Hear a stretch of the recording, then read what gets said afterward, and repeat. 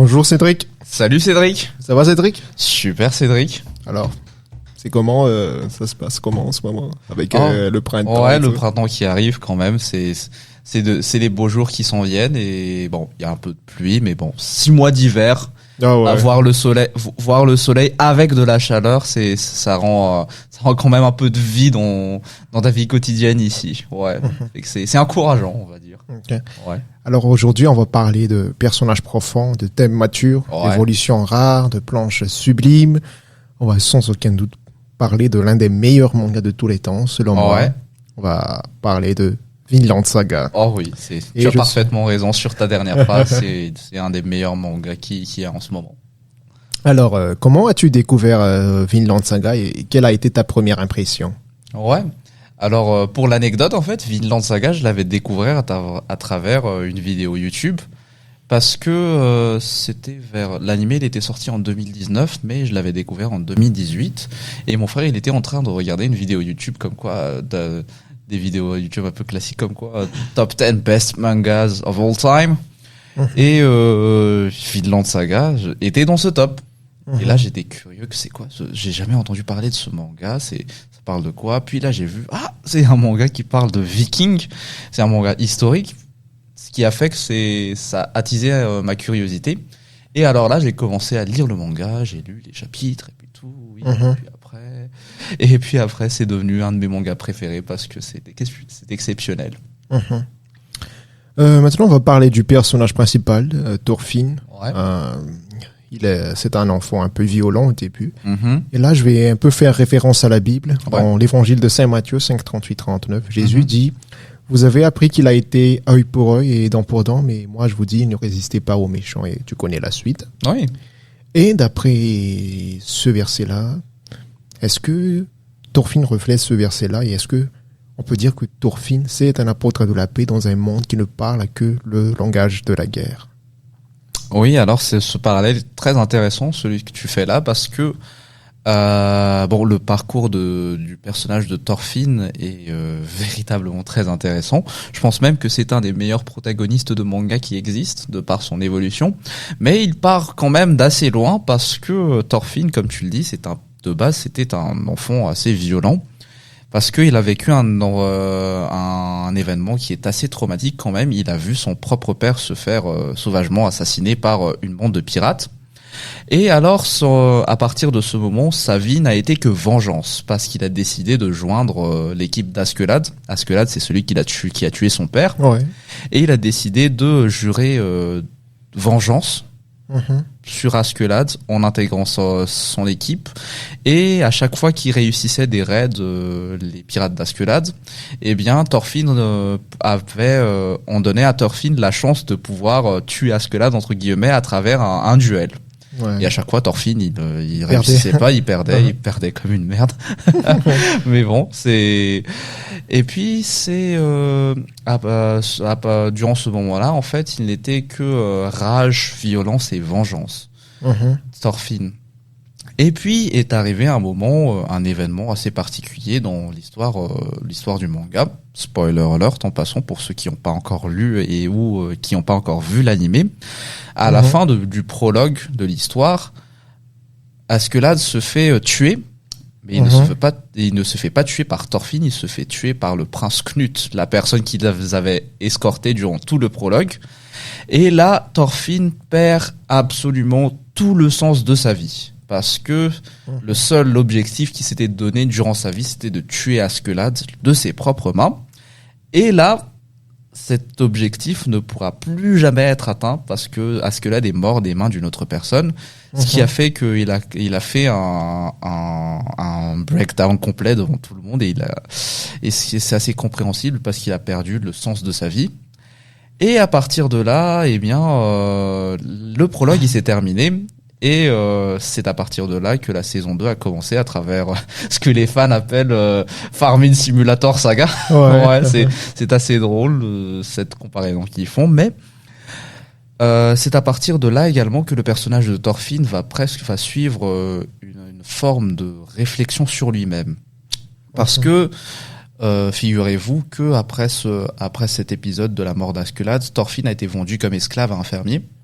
Et c'est à partir de là qu'il a fait une profonde introspection sur lui-même, sur le sens de sa propre vie. Et au fur et à mesure que le temps a passé au niveau de la ferme, il a rencontré également Aenar. Je pense qu'il s'appelle Aenar, oui. Il s'appelle Aenar, le personnage. Et c'est là qu'il a forgé une amitié avec lui. Et en même temps qu'il a forgé cette idée de paix, cette idée d'harmonie. Comme quoi il a trouvé un nouveau sens à sa vie à travers ce qui était l'opposé de sa vie d'antan. Et ça me rappelle également une scène assez particulière. Je pense que tu te souviens de la scène où il a dit qu'il n'avait pas d'ennemis. Oui. Après s'être fait tabasser. Oui, c'est une scène très marquante quand même, parce que ça marque le début de la rédemption de Thorfinn. Et c'est une rédemption qui est presque christique, on va dire. Oui, on a l'image de Jésus en tête, oui. Oui, l'image de Jésus, comme quoi il devient un messager de paix à partir de là, parce qu'il s'est rendu compte de l'absurdité de la violence, de l'absurdité de la guerre, de l'absurdité des actions qu'il avait faites auparavant. Et c'est pour ça qu'il a fait un virage à 180 degrés par rapport à ce qu'il avait fait avant. Et c'est pour ça qu'il a voulu maintenant propager la paix, propager la non-violence, propager de l'empathie. Une philosophie qui va conserver tout au long du récit de Vinland Saga, et ce qui fait que son évolution en tant que personnage est tout simplement fascinante par rapport à tout ça. Dans Vinland Saga, bien sûr, on parle de Vinland, qui est en référence sans aucun doute aux États-Unis. Et ma question, c'est ce projet-là, est-ce qu'on pourrait le qualifier de projet un peu politique, un peu utopique, dans le sens où c'est un monde limite de bisounours, parce que c'est un monde sans guerre, un monde de paix où tout le monde est content, etc. Ouais. Alors par rapport à ça, il y a certainement un enjeu politique dans le fait de fonder le Vinland. L'objectif que Thorfinn a voulu faire, c'est quelque chose qui est apparu peu après, un peu plus tard dans le manga, mais fonder le Vinland, c'était un de ses objectifs.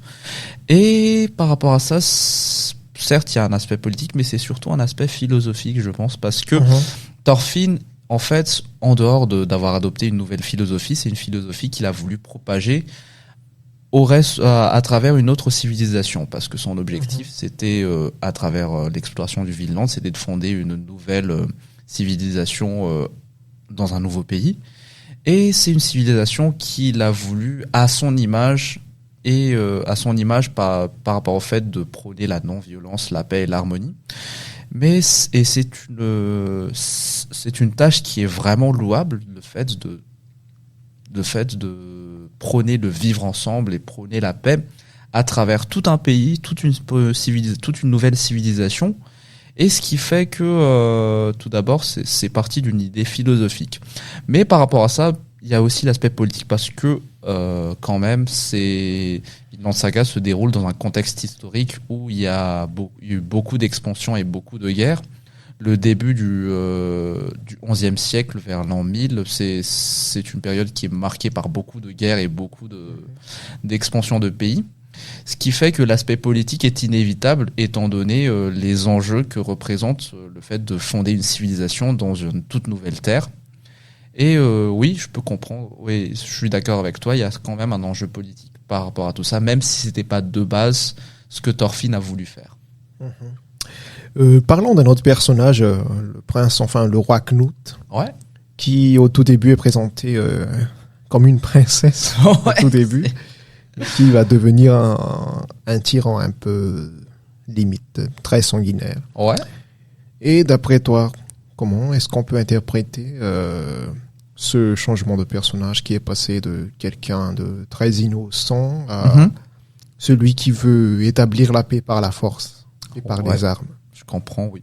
Alors oui, en dehors de Thorfinn, c'est également un des personnages les plus intéressants à suivre au niveau de l'histoire de Vinland Saga, parce que comme tu l'avais décrit tout à l'heure, en fait, Knut, il était un peu introduit comme un personnage un peu efféminé, avec ses longs cheveux, son air de gamine et puis tout. Mais et il était aussi un peu innocent, il était un peu idéaliste dans sa manière de voir le monde, un peu à l'opposé de Thorfinn. C'est un parallèle assez intéressant, parce que c'est deux personnages qui vont suivre des chemins diamétralement opposés et qui sont qui sont l'opposé de l'autre, peu importe où il se trouve dans la série. Parce que de base, Thorfinn, c'était un personnage sanguinaire, un peu impulsif et violent. Tandis que Knut, de base, c'était un personnage un peu innocent, un peu pacifique et puis tout. Et puis après, plus tard dans la série, excuse-moi, il y a eu un virage à 180 degrés pour les deux. Et là, c'est Thorfinn qui est devenu un apôtre de la paix, comme tu l'as dit. Et à la place, Knut est devenu un roi sanguinaire et tyrannique. Ouais. Mais ce qui a fait que le cheminement de Knut est passé par ça, en fait, ça peut se comprendre parce que Knut, on va dire que les aspirations pacifiques de Knut ont été complètement ruinées par le fait d'avoir vécu la guerre lui-même. Parce que le prologue de Vinland Saga, c'est surtout le fait d'avoir escorté Knut vers le territoire du Danemark. Et à travers ce voyage, en fait, Knut a découvert la guerre. Qu'est-ce que ça implique ? Que la guerre, c'est des gens qui meurent, c'est des familles qui sont décimées, c'est des amis qu'il a perdus, c'est des amis qu'il perd dans son chemin. Et ça a rendu un peu Knut cynique par rapport à ça. Il a découvert la guerre et quelque chose qu'il a forgé également, c'est le fait d'être prince héritier de l'Empire du Danemark. Parce que c'est un poste qui... il s'est rendu compte que c'est un poste qui implique beaucoup de responsabilités. Et c'est aussi quelque chose qui n'est pas à prendre à la légère. Et en tant que prince héritier, il se doit de forger un aspect presque froid et calculateur par rapport à tout ça. Étant donné que gouverner un pays, ça nécessite beaucoup de sang-froid et beaucoup de pragmatisme et de logique. Et c'est pour ça qu'il a fait une fois que le prologue a été terminé, il a fait un virage à 180 degrés.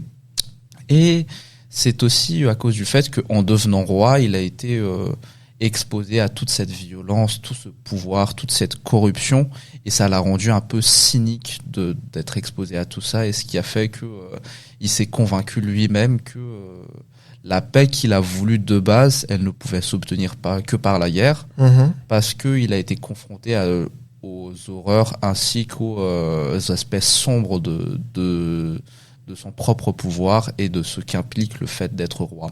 Du coup, c'est un cheminement qui a été très intéressant à suivre, celui de Knut également.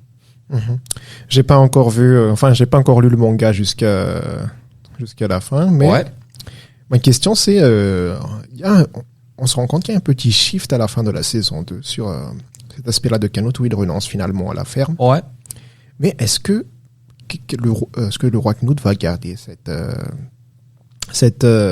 cette philosophie très cynique et très sanguinaire pour le reste du manga? Ouais, bah oui, c'est spoiler. Bon, c'est pas un gros spoiler, mais bon, il va quand même conserver cette philosophie. C'est juste que le shift, il s'est un peu plus, il s'est pas fait sur l'entièreté de sa philosophie, mais il s'est juste fait sur quelques petits aspects. Je pense en ayant revu Thorfinn après quelques années sur l'île de Ketil le fermier. Et par rapport à ça, eh bien, Knut, il conserve toujours sa personnalité de dirigeant cynique et tyrannique.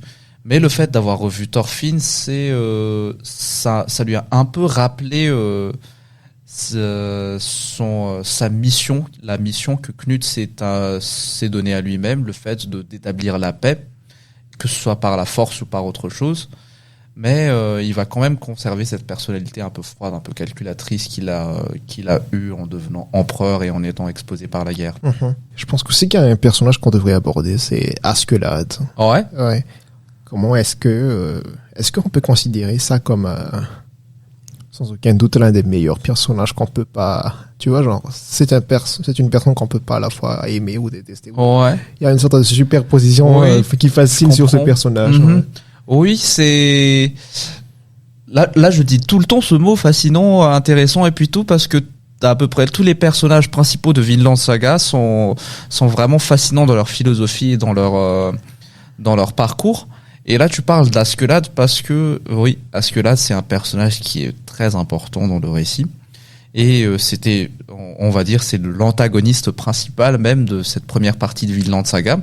Et Askeladd, eh bien, c'est c'est un personnage qui est très intéressant de par non seulement sa personnalité. Bon, c'est le leader de sa propre bande de pirates. Et c'est un leader qui a le profil type du leader charismatique, visionnaire et calculateur, froid et puis tout. Mais il a aussi ce côté un peu fascinant dans son propre background parce que Askeladd, pour ceux qui n'ont pas encore vu le manga, un petit spoiler quand même, Askeladd n'est pas un Scandinave. Askeladd est un descendant d'une mère galloise. Enfin, c'est Askeladd est le bâtard d'un seigneur scandinave et d'une esclave galloise. Ce qui fait que il est un demi-gallois, demi-scandinave. Mais la philosophie d'Askeladd, elle est assez différente du reste des personnages parce que il a une fascination assez prononcée pour son propre pays qui est le pays de Galles. Et c'est quelque chose qui est très présent dans le personnage et qu'il a voulu c'est un élément qui est même central parce que c'est une des raisons pour lesquelles il a, gros spoiler en passant, c'est une des raisons pour lesquelles il a coupé la tête du roi Sven à la fin du prologue, parce que le roi Sven il avait compris ce que Askeladd a voulu faire. Il a voulu il a voulu profiter de la guerre qui était en cours pour mettre Knut sur le trône et pouvoir l'utiliser pour ses propres intérêts par rapport au pays de Galles. Ouais. Mais Sven a compris que il se passe quelque chose avec Askeladd et la décision du roi Sven était d'aller annexer le pays de Galles là tout de suite. Et c'est pour ça que ça a touché la personne profonde d'Askeladd, et c'est pour ça qu'il a fait un geste assez impulsif qui est de immédiatement tuer le roi Sven, et c'est ce qui a provoqué tout le reste des événements de Vinland Saga. Mais c'est un personnage qui est vraiment fascinant de par sa philosophie et de par son background, je dirais, Askeladd, de par le fait qu'il est vraiment différent des autres personnages, et de par son charisme, de par sa vision, de par son style, de par le fait que c'est également un combattant aguerri, parce que à chaque fois que Thorfinn Thorfinn est quand même un combattant assez qui est quand même assez compétent, mais à chaque fois que Thorfinn a voulu combattre Askeladd, il se prend une défaite complètement violente. Et, je sais pas si dans l'animé c'était présent, mais il y avait même la scène où Askeladd a décidé de combattre Thorfinn à main nue, alors que oui. Je sais pas si je m'en souviens un peu. Ouais, il a décidé de combattre Thorfinn à main nue, tandis que Thorfinn avait une arme. Et là, c'était une défaite écrasante. Il a complètement humilié Thorfinn devant tout le monde.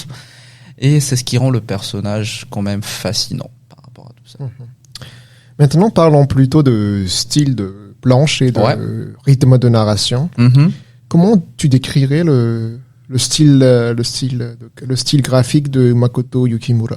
Oui, alors ce qui rend Vinland Saga vraiment exceptionnel comme manga, en dehors du fond, c'est aussi de par son esthétique, parce que je vais le faire court, Vinland Saga est un des mangas les mieux dessinés en ce moment. Le dessin de Vinland Saga est exceptionnel, et ça se manifeste par le fait que c'est un style un peu réaliste quand même par rapport à tout ce qui se fait au niveau du paysage des mangas. C'est un style assez pointu, assez mature, on va dire, assez sombre même. Et c'est ce détail au niveau de ce réalisme, ce détail au niveau des personnages, ainsi qu'au niveau des décors et au niveau de l'action qui est faite, parce que l'action est très lisible malgré tout, malgré le fait que ce soit un peu très emphasé vers le réalisme. L'action est quand même très lisible au niveau du manga. Et c'est ce qui fait que ces planches millimétrées, ce dessin millimétré rend l'esthétique de Vinland Saga assez exceptionnelle. D'ailleurs, je sais pas si tu en as entendu parler également, mais je mentionne rapidement un autre manga qui est Vagabond de Takehiko Inoue. Je sais pas si tu connais. Non, pas encore. Ça dit rien. C'est aussi un manga historique sur l'époque des samouraïs, et ça raconte un peu l'histoire d'un samouraï vagabond à cette époque, au Japon. Et ça se rapproche beaucoup de Vinland Saga que ce soit en termes d'histoire, que ce soit en termes d'esthétique. C'est également un des mangas les mieux dessinés de tous. Le Vinland Saga, c'est exceptionnellement bien dessiné, mais Vagabond, là, on passe à un autre niveau. Okay. Je sais pas si tu as déjà vu. Okay. Vagabond à recommander alors. Oui, à recommander aussi. Tapez simplement Vagabond manga sur Google Images et vous vous rendrez compte que c'est là on est à un autre niveau d'esthétisme. Ouais. Alors concernant Vinland Saga aussi. Ouais. La narration change radicalement entre les 2 premières saisons. Ouais. Ouais, le style de narration. Et c'est-à-dire que le prologue il est un peu rythmé, très violent, etc. Et on passe à l'histoire de 2 gars qui plantent du blé. Ouais, sur une île avec les vaches et puis tout. Ouais, d'après toi, est-ce que ce virage narratif-là, ça a été une bonne idée? Est-ce que c'est apprécié ou ça n'aurait pas eu lieu d'être? Je peux comprendre que certains fans ont été rebutés par ce changement de rythme assez radical de la part de Makoto Yukimura sur Vinland Saga. Mais ce changement de rythme, je pense qu'il était quand même nécessaire de par le rythme du manga, tout d'abord, de par son propos, mais ça s'explique aussi par le fait qu'il y a des changements au niveau de l'histoire avec un grand H, parce que là, on est passé de la guerre à une période de paix assez relative. Ce qui fait que ce changement historique doit aussi se manifester à travers le scénario du manga. Et ce changement de rythme était nécessaire également parce que la saison 2 ou cette partie du manga est essentielle pour tout ce qui va suivre, parce que c'est une période de l'histoire du manga qui va poser les bases de la philosophie que va suivre Thorfinn. Ce qui fait que, par rapport à ça, ce changement de rythme peut paraître radical, mais il est essentiel de par l'importance narrative qu'il représente.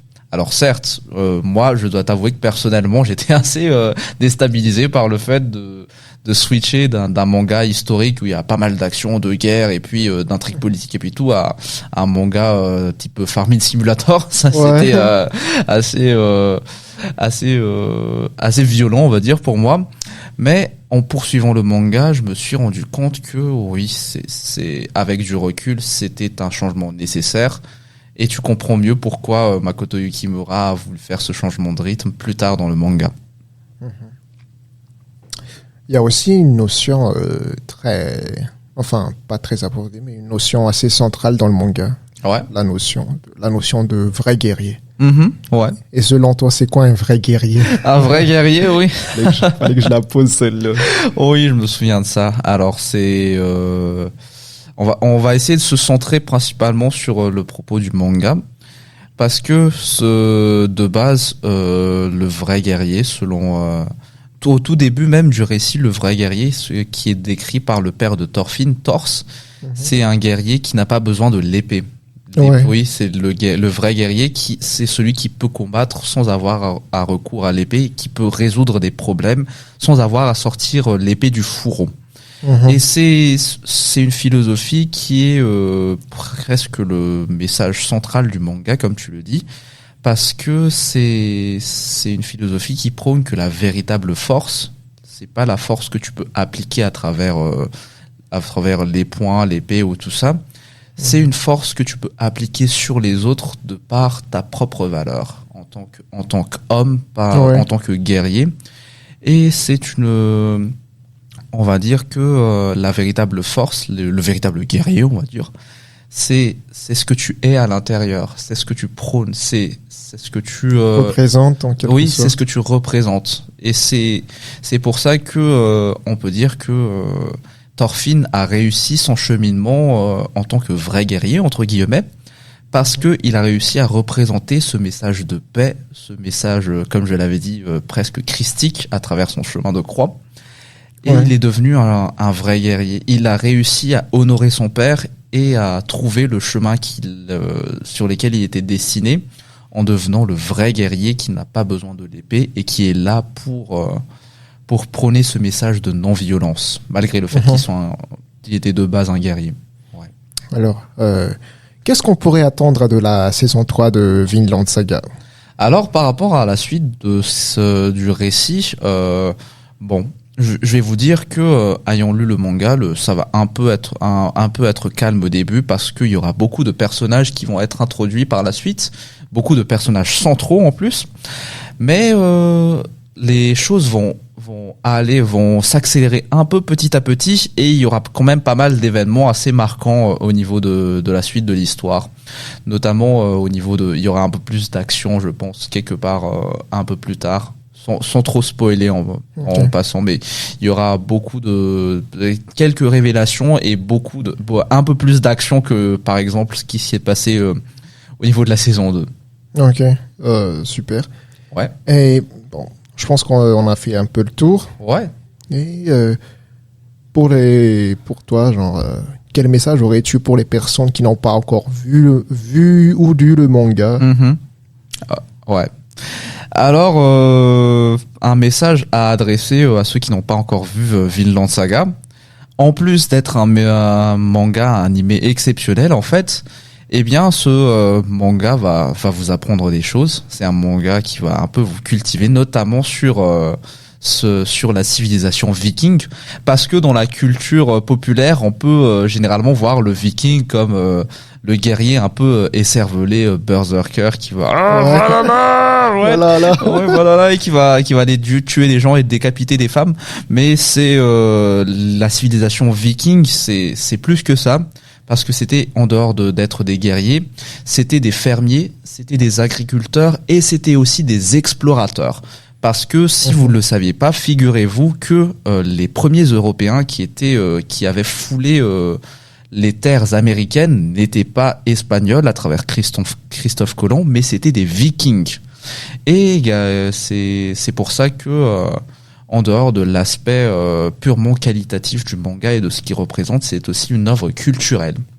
Dans la mesure, il va vous apprendre beaucoup sur cette période de l'histoire et notamment sur une période qui n'est pas forcément certes c'est assez abordé à travers les séries comme par exemple Viking avec je me souviens plus de l'acteur mais c'est Ragnar, le personnage de Ragnar et de la série Viking, mais c'est une série qui va beaucoup vous apprendre sur cette civilisation et sur cette période de l'histoire. Alors tout ce que je peux vous dire, c'est allez-y, foncez-y et vous ne le regretterez pas pour Vinland Saga parce que c'est une œuvre exceptionnelle. Ok. Merci Cédric d'avoir accepté encore une fois d'être à mon invité. Oui. Ok. Ouais. Super. C'est bon. C'est toujours un plaisir de te parler ici. Je pense que ça va être un peu plus récurrent on va se revoir dans d'autres podcasts pour parler d'autres choses. Oui, ça va être un peu plus récurrent par rapport à nos interactions. Oui.